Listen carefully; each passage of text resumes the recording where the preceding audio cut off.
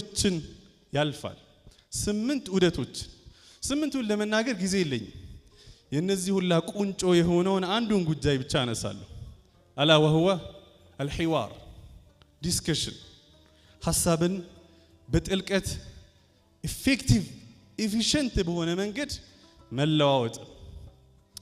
ይህን ጉዳይ አላህ Subhanahu Wa Ta'ala ለማስረዳት 5 ታሪኮችን ሱረቱል ከህፍ ላይ አንስተዋል ከአምስቱ መካከል 3ቱን ብቻ ወደ እናንተ አደርሳለሁ የመጀመሪያው በሁለት ጓደኛሞች መካከል የተደረገ ዲስከሽን የሐሳብ ልውውጥ ነው መቼም ጓደኛ የሌለው የለም በጣም በሚገርማችሁ ሁኔታ ግን አንደኛው ሙስሊም ሲሆን ሌላኛው ደግሞ ኮርቶ አላህን የካደ ሰው ነው ምን አለ انا اكثر منك مالا واعز نفرا እኔ ካንተ በልጅም በዘርም በገንዘብም መበልጣ እንዲሁም ይሰውዬ ያታክልት ስፍራዎች